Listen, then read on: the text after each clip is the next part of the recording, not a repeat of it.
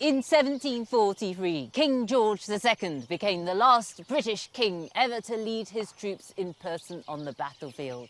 "Now, boys," he said, "fire and be brave, and the French will soon run."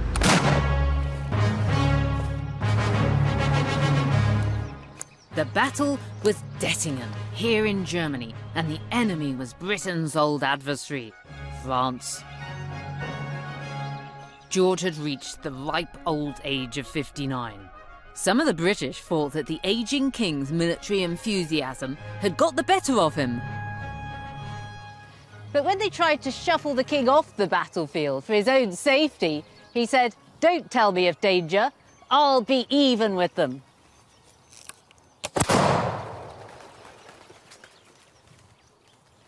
Now, George II was undeniably brave, but was he really acting in the best interests of Britain? German George II was a warrior king. He was using the power of Britain to protect his other realm, his native Hanover. But the British were more interested in ruling the waves than fighting continental wars. For this series, I've been given access to the Royal Collection, as pieces are brought together for an exhibition about the first Georgian kings at the Queen's Gallery, Buckingham Palace. This was a new dynasty who found themselves fighting the French, the Jacobites, and each other all at the same time. It's remarkable that these Hanoverian kings didn't weaken the monarchy, they strengthened it. They helped transform Britain into a global superpower.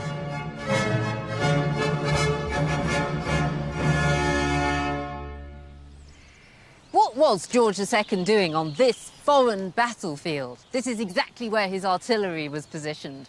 Well, this was part of the War of the Austrian Succession. It was a gallant cause. It was the defence of the right of Maria Theresa of Austria to inherit her father's throne, even though she was a woman. But George had ulterior motives. He wanted to contain the French threat and protect the interests of Hanover's near neighbour, Austria. Although he was nearly 60, George II was determined to lead from the front. A cannonball went whizzing within half a yard of his head, and his son, the Duke of Cumberland, got shot in the leg. But despite these close brushes with death, the battle was a success.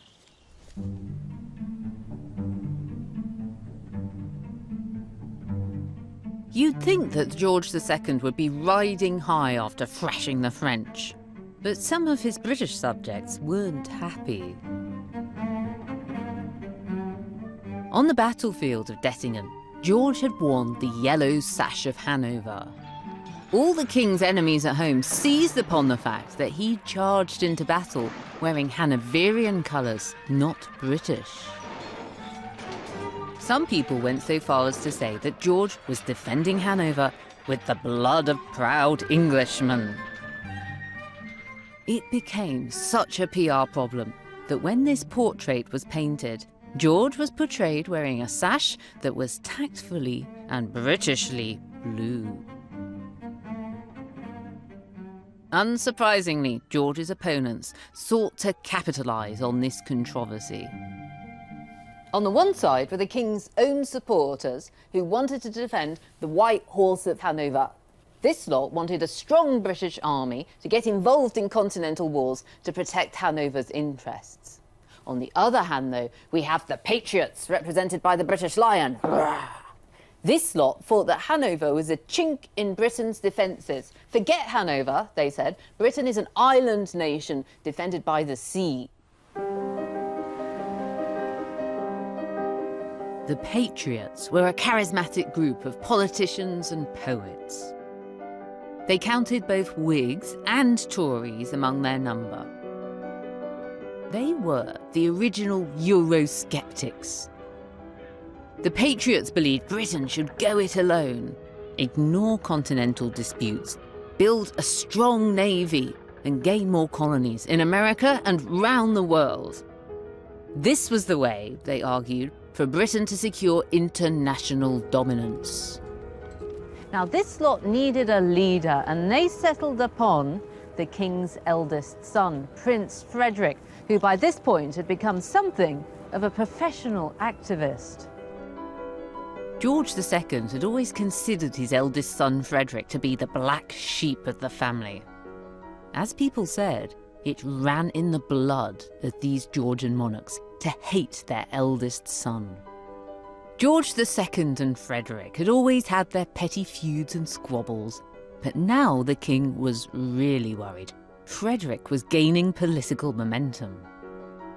In 1740, Frederick was the inspiration for a new song that was to be the theme tune for these rebellious patriots. Ready? It was so scandalous that it had to be performed privately. So you might be surprised to learn that you know it already.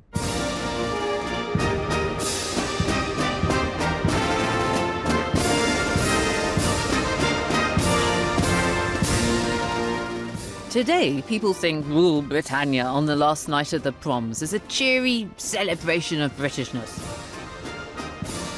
But this song was in fact an open revolt against King George II, as I suggested to the historian Dr. Oliver Cox.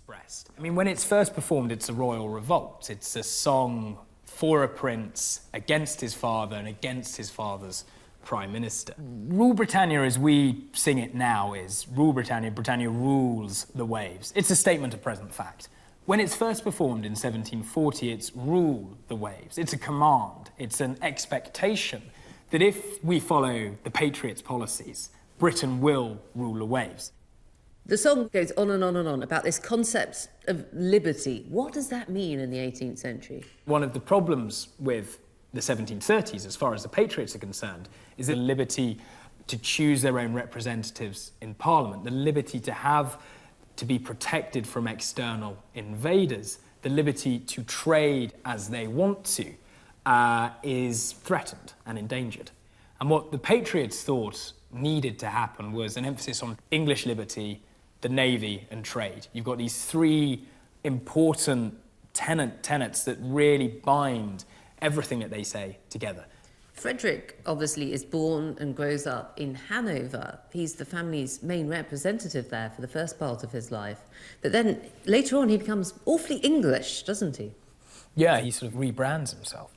And whether it's a clever piece of sort of opportunistic politicking in the sense that by acting far more English, he's able to bring in a sort of disparate group of the disaffected politicians and poets who may one day be able to help him conceive of a coherent sort of opposition policy to his father. Does he do all this then just to annoy his dad? I think a lot of the difficulties and the issues that we see throughout the 1730s and 1740s is Frederick, sticking his middle finger up at his dad.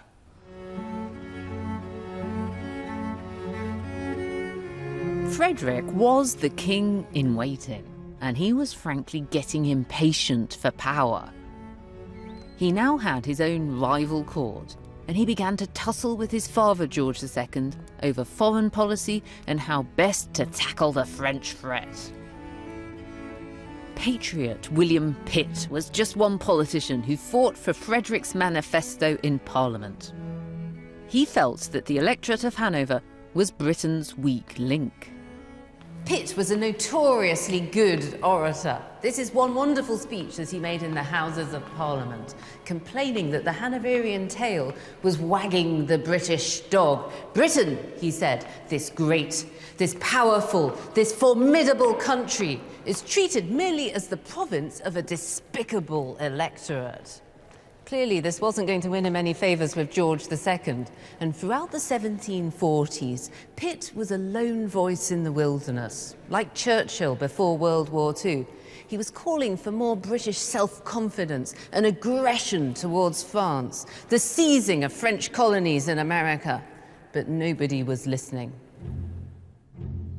Pitt was right. The French were always looking for ways to destabilise Britain, and so they conspired with Jacobite plotters. George II's exiled rival, the pretender James Stuart, had a good blood claim to the British crown. but he'd been excluded for his Catholicism. This would-be King James III and his Jacobite supporters had been twiddling their thumbs in exile in Rome. But the French now threw them a lifeline: military backing to attempt a coup in Britain. On the 23rd of July, 1745, James III's son, Charles Edward Stuart, landed on the coast of Scotland and sounded the rallying cry. Charles, who was basically an Italian, was here to challenge George, a German, to the British throne. And here at the Palace of Holyrood House is the man of the hour, Prince Charles Edward Stuart, aka the Young Pretender. Charles Stuart had been brought up in Rome, and he'd always been told that the British throne was rightfully his, if only he could go out and get it. This portrait is like a recruiting poster for the prince's supporters. He's saying here, "Your prince needs you." And what a dashing and handsome young prince he is. He's looking very martial in his armour. He's looking very official and respectable in his blue sash at the Order of the Garter. But on top of that, he's wearing the green ribbon with the Cross of St. Andrews of the Order of the Thistle, the Scottish order. And this is designed to appeal to his richest source of potential support, the Scots. The Stuarts had been Scottish kings long before they'd inherited the English throne in the 17th century. And many Scots, particularly in the Highlands, rallied to Charles Stuart's cause. George II's popularity was at a low point. His decision to go on fighting that war with the Austrian succession was seen as a pointless drain on British resources. It was mainly the old Protestant dislike and mistrust of Catholicism that was keeping King George II on the throne and the exiled Stuarts off it.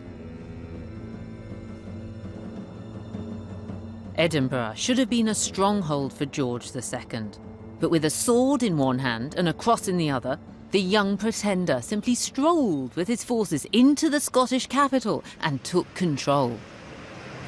He got a riotous reception, particularly from two sections of the crowd. Firstly, the so-called common people, and secondly, the ladies. All the women got out their handkerchiefs and threw them into the street in front of him.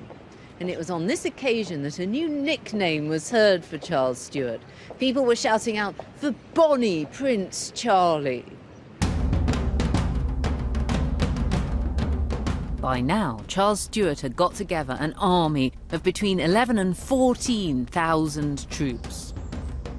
His advisors encouraged him to seize the hour, to march on London to take the big prize, the British throne.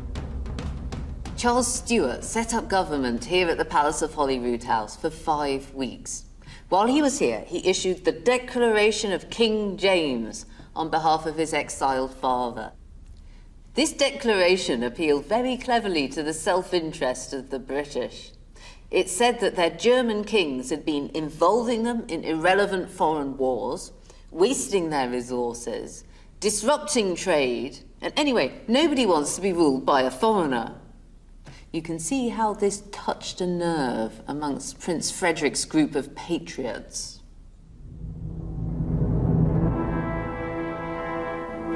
Charles Stuart was being rather clever here. He knew that running down Hanover would appeal to the British public. Indeed, Sir Robert Walpole, when he was Prime Minister, had remarked that they would have been better off making Charles Stuart Elector of Hanover, because the public will never fetch another king from there. During the weeks of Charles Stuart's advance south into England, tensions mounted in the Georgian court. George II, bursting for a fight as usual, was ready to get on his horse and lead the charge. Instead, though, his younger son, the rotund Duke of Cumberland, was hurriedly brought back from the war with the Austrian succession and sent north to face the Jacobite threat. There was no love lost between the sons of George II. That's Frederick, the Prince of Wales, and his younger brother, the Duke of Cumberland. They really were chalk and cheese. Frederick was thin and liked music, whereas Cumberland was as fat as a Cumberland sausage, and he was a career soldier. Frederick was right to worry about the threat his younger brother represented. George II had even talked about a plan where Frederick would be shuffled out of the line of succession and given Hanover as a consolation prize, and the crown of Great Britain would be placed firmly on the head of the king's favourite son, Cumberland, instead. Cumberland now marched north for a showdown with the Jacobite army at Carlisle Castle. Meanwhile, his brother Frederick had Carlisle Castle recreated in spun sugar for a rather quirky dinner party rebellion. The Duke of Cumberland had liberated the city of Carlisle from the Jacobites. But Frederick wasn't very impressed by this. He decided to make a mockery out of it. One day for dessert, he ordered a model of the citadel of Carlisle to be made out of sugar. And after dinner, he bombarded it with sugar plums. Now, this must have been quite hilarious for Frederick's guests, and it may seem a little bit trivial. But actually, members of the royal family couldn't come right out and openly criticise each other. They had to express their opinions obliquely. And that's why their politics could be expressed through things like their puddings. Frederick was also making a bigger humanitarian point. He was a gentler character than his brother, and abhorred Cumberland's brutal approach to warfare. As Charles Stuart and the Jacobites retreated back north into Scotland, the Duke of Cumberland was beginning to pursue them with real ferocity.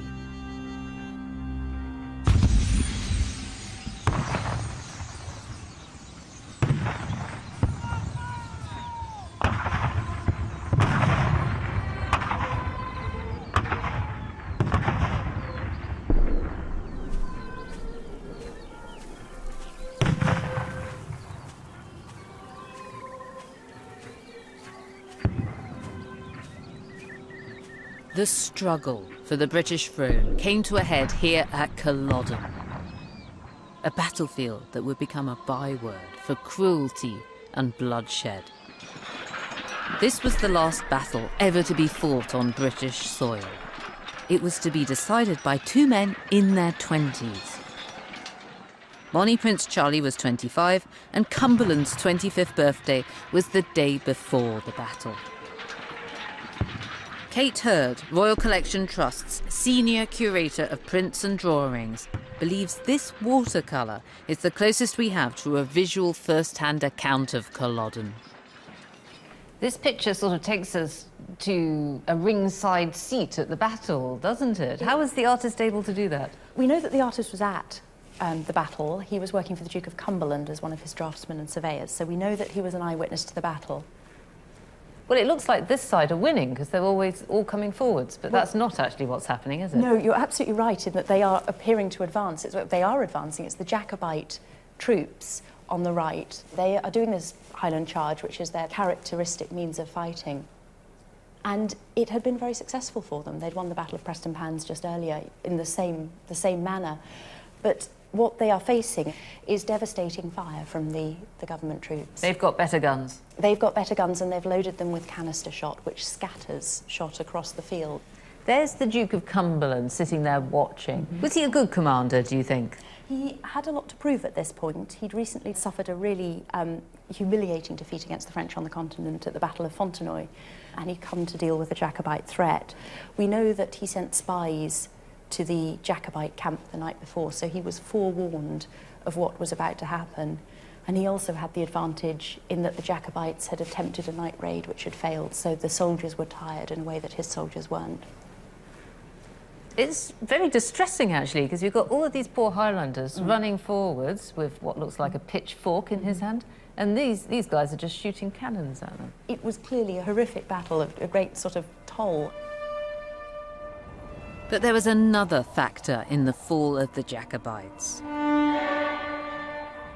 They'd been abandoned by their French allies. Things were now going well for the French on the continent. They no longer needed to employ diversionary tactics in Scotland. I met Dr. Tony Pollard, a battlefield historian, who believes that Bonnie Prince Charlie didn't have any choice but to turn and face Cumberland's forces. Tony, why did Bonnie Prince Charlie have to stand and fight here, or why did he feel that he had to? There are a number of reasons, really. For the Jacobites, it's a last roll of the dice, and the option is either to fight here or disappear into the mountains and basically fight a guerrilla war. Wouldn't they have been really good at that? I'm sure they would have been, given the Highland backbone to the army, but the thing is that Charles is a prince, and princes do not fight guerrilla wars. It's a matter of masculine pride. There's very much a matter of pride. So, Bonnie Prince Charlie has his last great gamble. It fails. Just how bad was the defeat? For him personally, it seems to have been catastrophic. He can't deal with the fact that this was it. But there are still men out there desperate to continue the fight, but he doesn't want to. And he disappears off into the heather famously. And so the Jacobite cause bleeds to death on Culloden Moor. What sort of reprisals did Cumberland start to take then? This is where things get very nasty. Almost as soon as the gunsmoke cleared, the reprisals on the field begin. And wounded Jacobites are executed, men are taken away and imprisoned temporarily, then executed. Civilians are kept away from the battlefield. So it beggars belief what might have gone on here. Now, some people have used the words ethnic cleansing to talk about these atrocities. Do you think that that's fair? Very much so. There is a concerted campaign, particularly in the Highlands, basically to wreak havoc and to take revenge. And there are some terrible stories. And Cumberland himself, at one point, wanted to exile most of the population of the Highlands to the Americas so they couldn't cause more trouble. So it's an understandable response to these events. Mass killings and mass graves. Unspeakable atrocities were witnessed at Culloden. And in Scotland, the Duke is still known as Butcher Cumberland.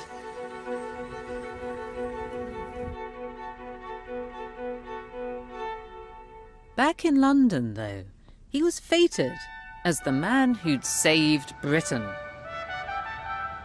Handel's oratorio, Judas Maccabeus, including the words, "See the conquering hero comes," was composed in his honour and rang out at St. Paul's Cathedral. King George II had finally vanquished the Stuart threat.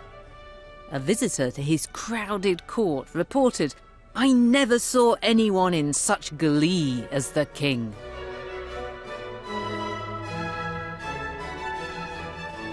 You could also buy a little bit of the Hanoverian victory to take home with you in the form of these commemorative medals in gold or silver celebrating the Duke of Cumberland. And this is such a divisive image, isn't it? To the Hanoverian supporters in London, they would have seen here a conquering hero, a fine figure of a man. But if you show this image of the Duke with his jowls to a Scottish person, even today, they're likely to spit on it. And the Hanoverians weren't done with the Highlanders yet. George II got Parliament to pass the Dress Act that made it illegal to wear tartan and banned the bagpipes. Frederick disagreed with this heavy-handed treatment, but again he displayed his rebellion in quite a cunning way. He commissioned a painting of his son, the future George III, containing a coded message. People at the time thought that there was something very strange about this picture. It was painted only months after the Battle of Culloden, and yet the little boy is wearing tartan. This could have been family politics. This is Frederick and his children having a go at Frederick's brother, the Duke of Cumberland, the victor of Culloden. Maybe Frederick is saying, I have some sympathy for the vanquished Jacobites. And I'd like to think that this is Frederick trying to assimilate the style of the Scots back into Great Britain. It would eventually work very well. Tartan would become a symbol of romanticism rather than rebellion. Myth and romance swirl around our image of the brave Scots with their pitchforks being cut down by a high-tech army.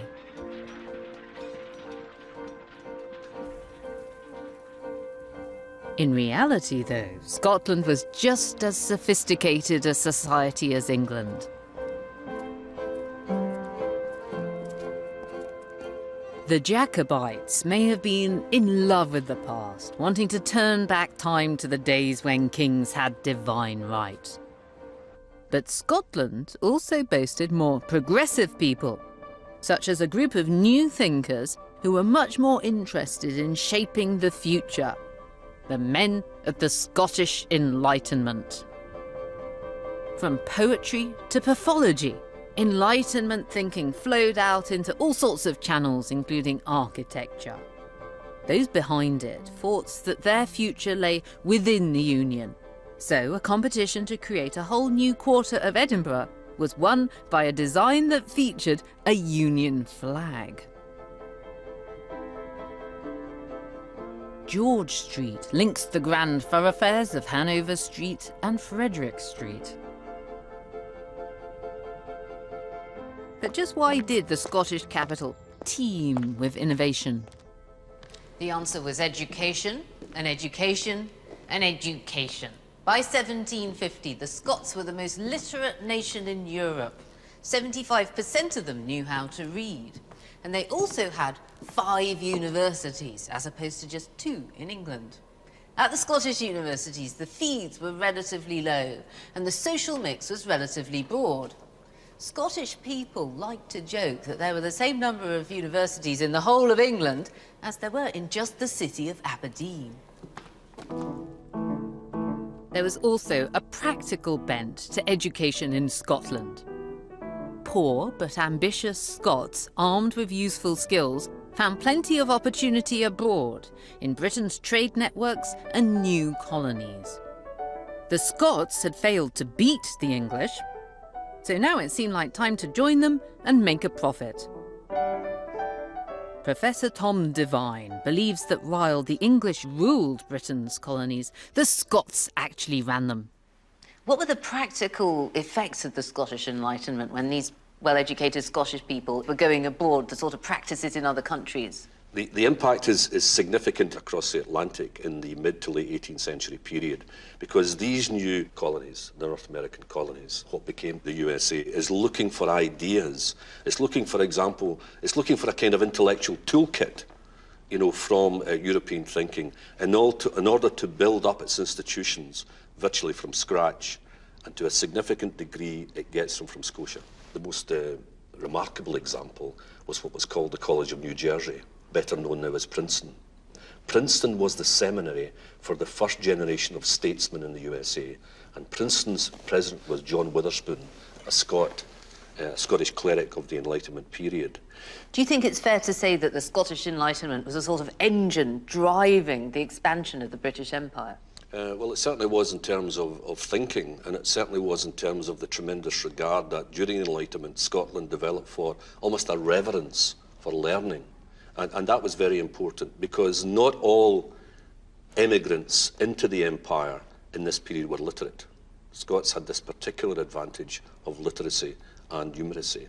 I mean, don't forget, you get Scottish stereotypes aplenty. The Scottish doctor, the Scottish physician, the Scottish engineer. Beam me up, Scotty.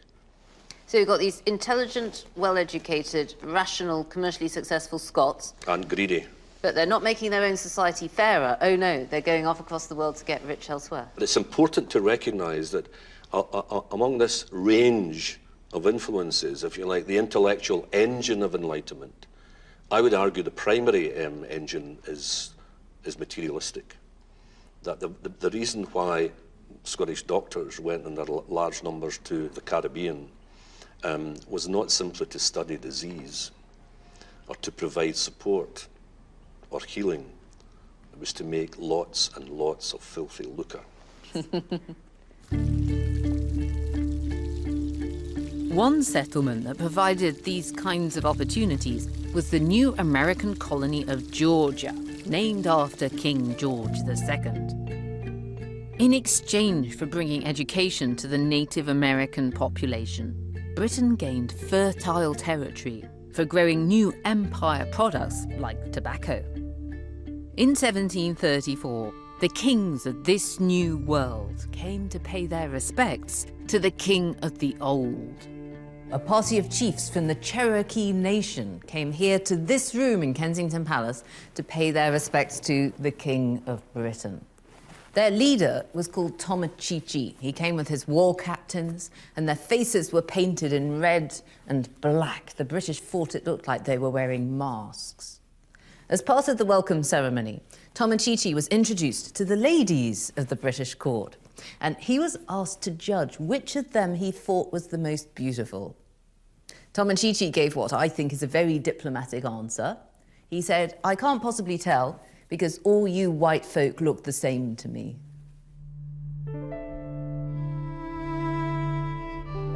The race was on to colonise the new world.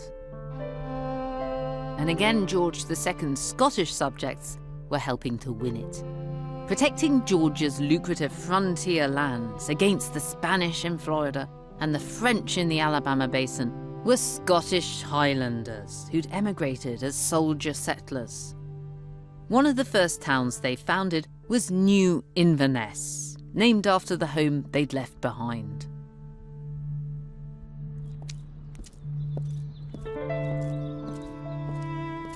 Transporting the products of the empire safely back to Britain was not without risk. Vessels faced the hazards of piracy and shipwreck.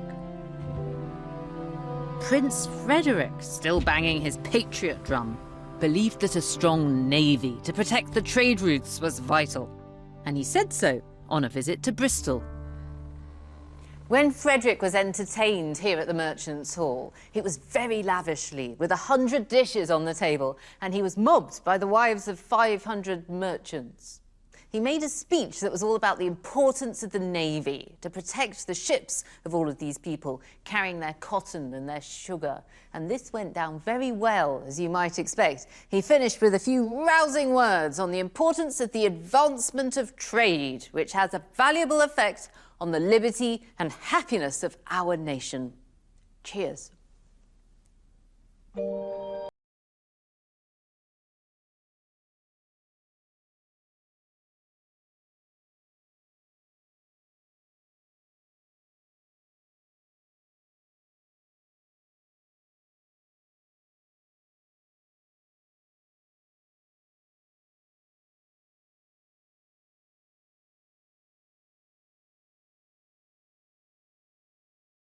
People could now buy not only what they needed, but what they wanted. The British went mad for the so-called empire products, tea from China and textiles from India. And they also loved the 18th century phenomenon known as the toy shop. We're not talking here about toys for kids, but for adults, little knickknacks and table decorations, that sort of thing. Dr. Johnson defined a toy as something for show rather than use, a petty commodity, a trifle.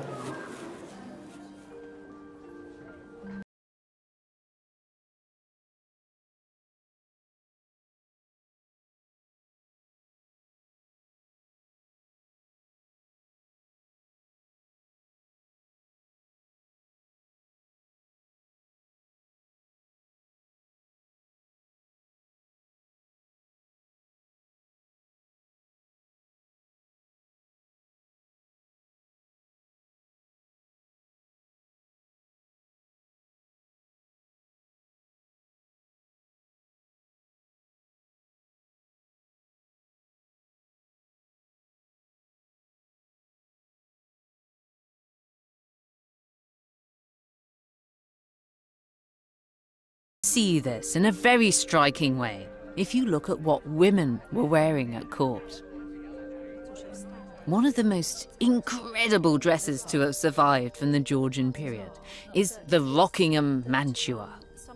Joanna Marshner, curator of the Royal Ceremonial Dress Collection, believes that this glittering relic was a fabulous creation, yes, but out of step with modern society. So, Joanna, this is a dress fit to be worn at the Georgian court. And you can just see this is the flashiest dress that you can even begin to imagine.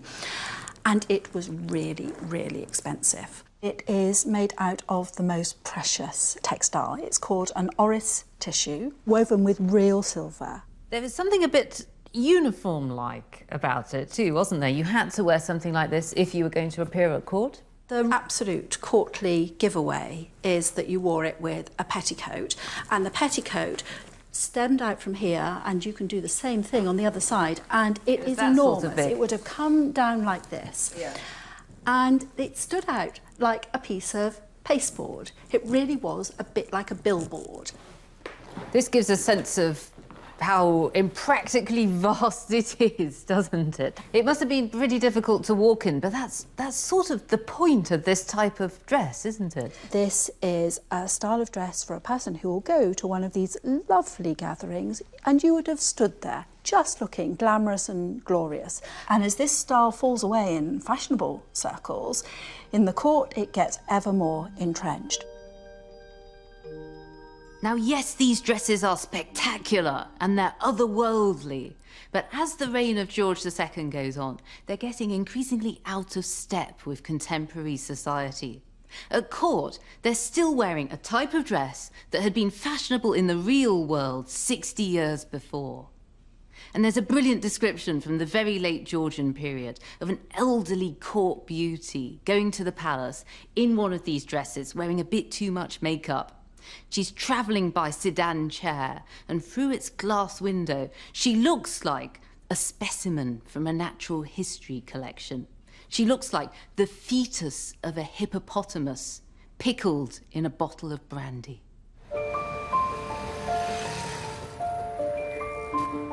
The court was turning into an outsized bauble. Ornamentally important, yet increasingly separate from the serious business of getting ahead. The drivers of taste were now the merchants, the middling sort. And they had a fresh passion, the novel. The 18th century saw the birth of this new literary genre, which was driven by a growing and increasingly literate middle rank in society. But many novelists were keen on attacking the luxury enjoyed by their readers. They believed that empire products were corrupting the British. One of the most vociferous critics of luxury was the Scottish writer Tobias Smollett. In this novel, Humphrey Clinker, there's a sort of an anti-hero called Matthew Bramble. And Matthew Bramble goes on this great voyage or adventure all around Britain, and everywhere he finds debauchery and con men and pimps, and particularly the nouveau riche. Smollett is very down on their empty glitter and glare. Now, Tobias Smollett and Matthew Bramble are practically the same person and can claim to be the original grumpy old man. Smollett had such a pessimistic and negative view of life that his rival writers called him snail fungus. Smollett ridiculed the super-rich in their mock Palladian palaces. Behind the facades of these la-di-da Georgian townhouses, he said, lay dirty secrets. Smollett thought that Georgian cities were the grand sources of luxury and corruption, and that their inhabitants were controlled by the demons of licentiousness. Smollett was just one of many writers who revealed that the engine driving much of Britain's economic success was far less palatable than tea or sugar.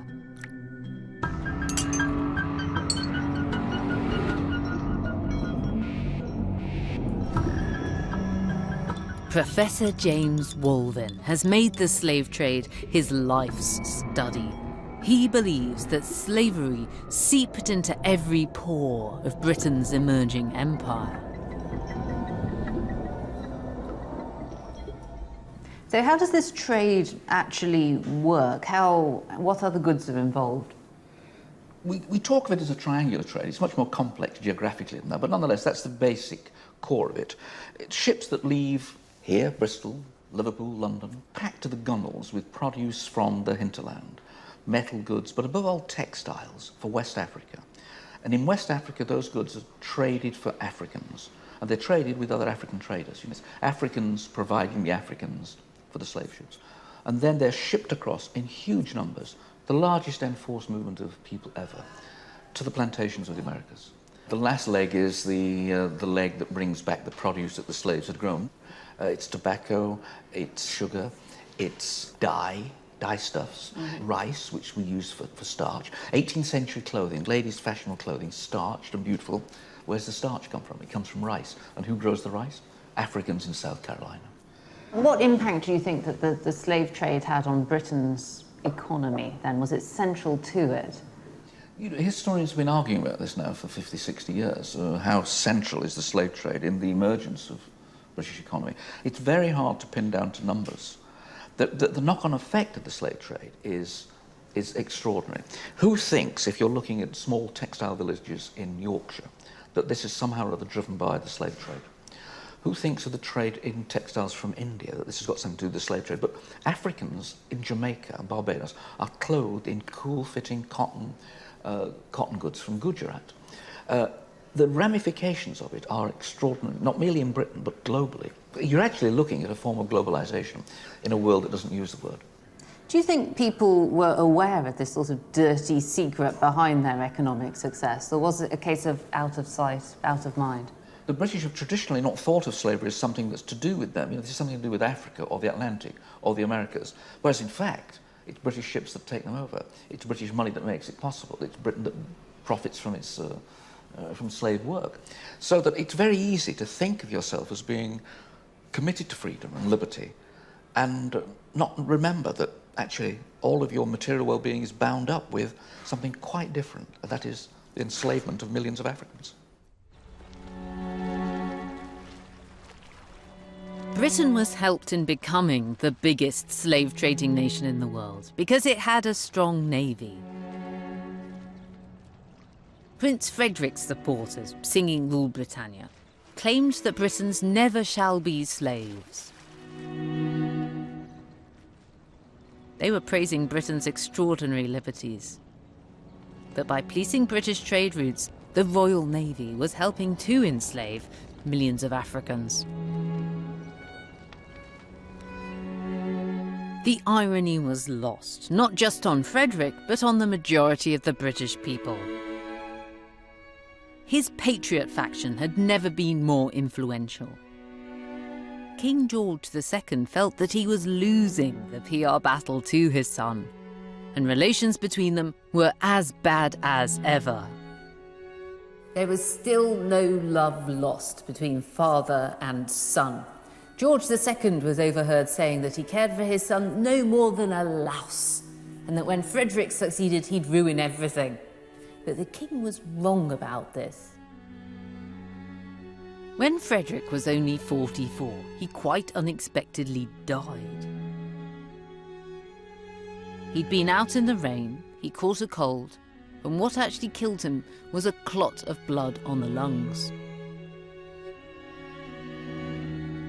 The news reached George II one evening when he was playing at cards with a whole load of courtiers.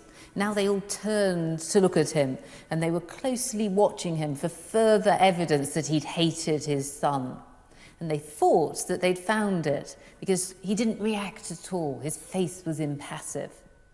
This could have been cold-heartedness, or it could have been that the king was just following rigid royal etiquette, never to express emotion in public.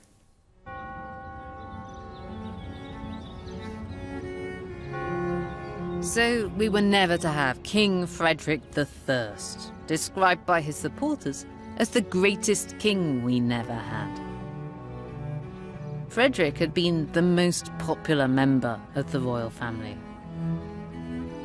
But his funeral here at Westminster Abbey was marred by disorganisation, heavy rain, and a lack of refreshments. It confirmed everything Frederick's friends believed about George II and his favouritism towards his younger son, the Duke of Cumberland. The death of his son got the king thinking about his own mortality, and he now made a new will. He designated his grandson, the future George III, as his successor.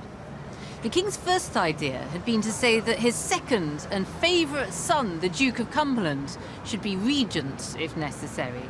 But this wouldn't wash. Butcher Cumberland was just too unpopular. In fact, when Frederick died, people on the street were heard to say, "Oh, we wish it had been his brother." Frederick's death threw his patriot supporters into turmoil. Those who had hoped to rise to power in his reign were extremely disappointed. Their promised peerages had gone up in smoke. But in the wake of Frederick's death, it was his widow Augusta who reacted the most decisively. One of the reasons that we don't fully understand the character of Prince Frederick is because his wife burnt his papers.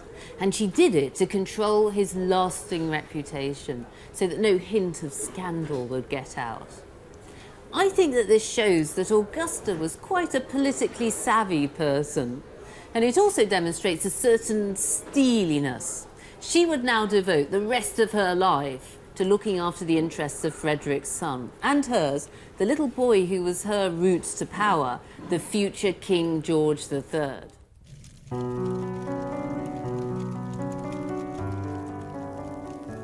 Augusta was worried that if she antagonized King George II, he could take her son away from her, just as George I had taken Princess Caroline's children.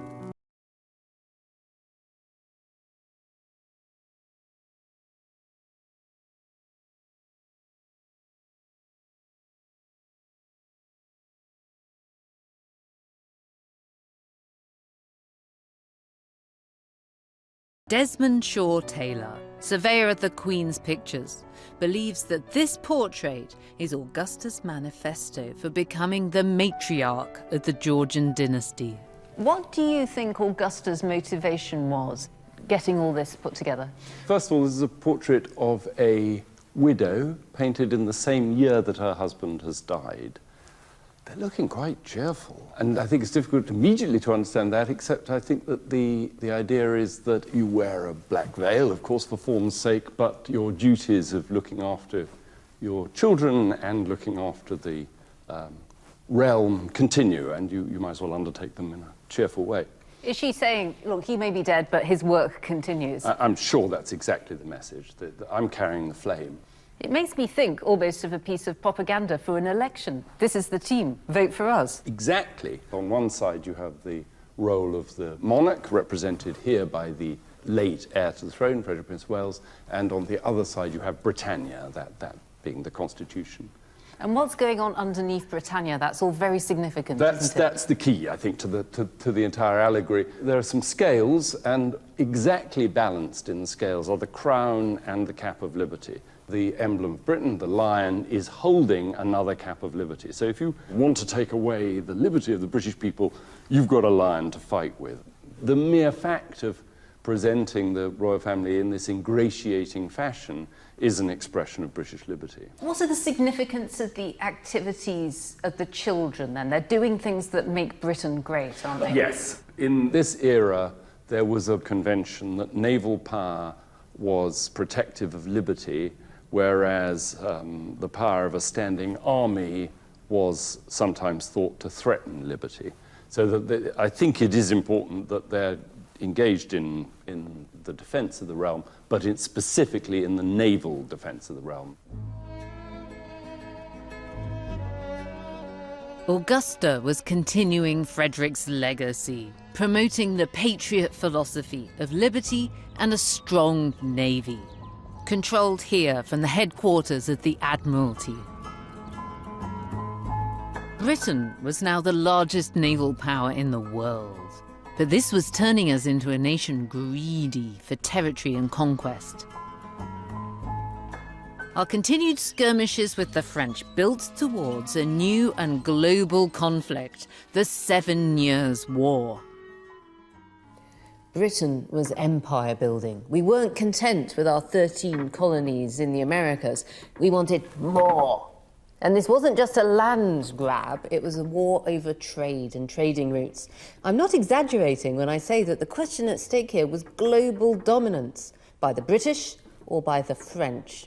So the fighting was played out in America, but also in Africa and India, and down here in the Philippines with the Battle of Manila. Winston Churchill came up with a good name for this conflict, the 7 Years' War. He called it the First World War. Ever the old soldier, the king went into battle mode, coordinating army tactics with his favourite lieutenant, the Duke of Cumberland. He took to shuffling around the palace in the same old coat he'd worn at the Battle of Dettingen. And he sent an army into Europe to face the French. But it went badly. George II was out of touch. Wars were no longer won by kings on horseback, leading from the front. What was happening in Europe was a bit of a sideshow. This statue shows George II dressed as a Roman emperor. And this was the context in which he used the word empire, when he was talking about history, when he was talking about the Romans. The politician William Pitt, on the other hand, understood that Britain could aspire to have an empire in the present day. Pitt knew that what was happening in Europe was important, but it wasn't the most important thing. What was at stake was domination of the globe.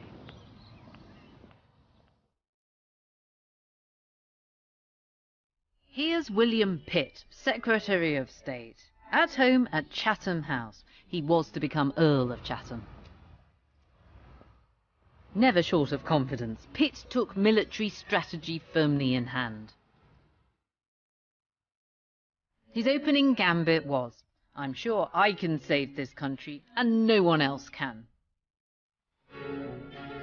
During this time, poor old William Pitt was ill, so he had to stay at home here at Chatham House. And all the great and the good came trooping up to his bedroom to discuss strategy. There's a really nice picture of William Pitt being tucked up in bed, and the room was very cold. So the Prime Minister, the Duke of Newcastle, got into another bed on the other side of the room, and together the two of them lay there, shaping British foreign policy. It was here that Pitt came up with his master stroke, to use both the army and the navy. He sent the British troops to the continent to tie down the French troops, to keep them busy. And meanwhile, he sent the British Navy all around the globe, snapping up French colonies. Oddly, it was only in the last gasp of George II's reign that these two elements, the army of the king and Frederick's navy, managed to come together, to coalesce in this defining war with the French. 1759 was the year of military miracles.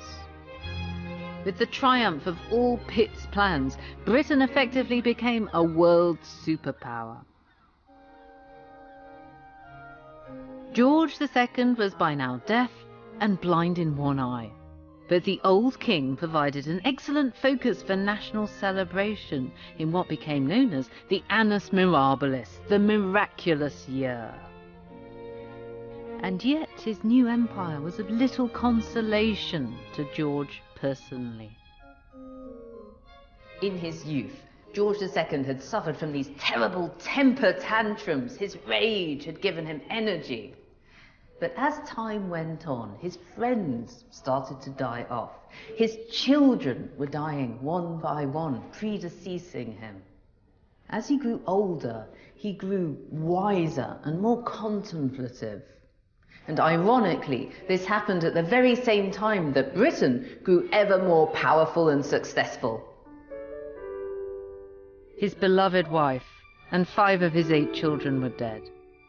His famous military zeal was ebbing away, and he regretted his former harshness and aggression.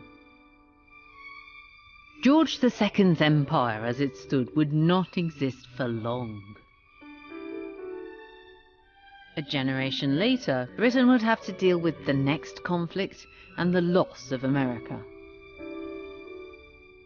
We had denied our colonies the liberty we so highly valued, but Americans would want it badly enough to fight for it. This was a war George II would not live to see. He died on October the 25th, 1760, the last of the German-born Georgian kings, who came over from Hanover to plug Britain's dynastic gap.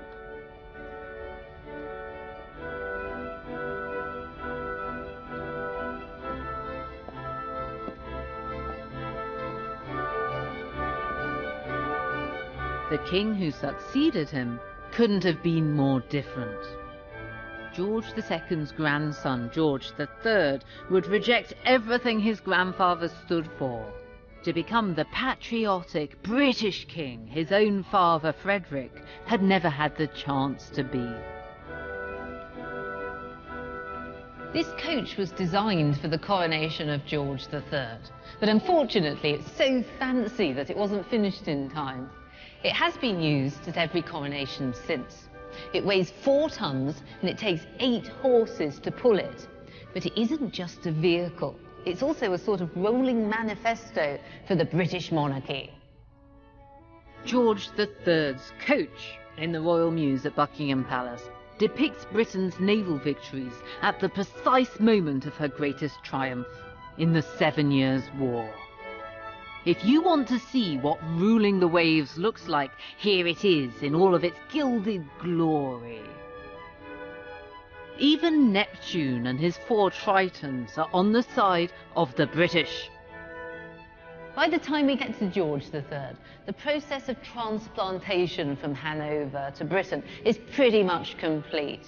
And George III emphasised this. In his first public speech, he distanced himself from his father and his grandfather. "I was born and educated in this country," he said. "I glory in the name of Britain."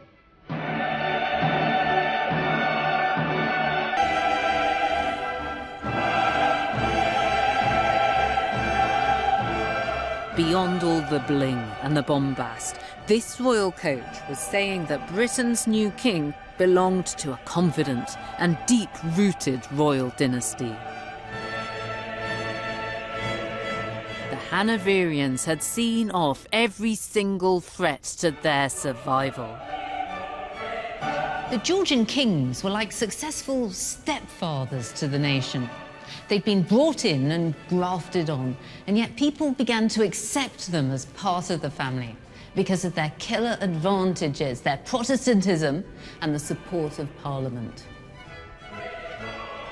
People today often overlook the first 2 Georges, but actually they were pretty successful as rulers.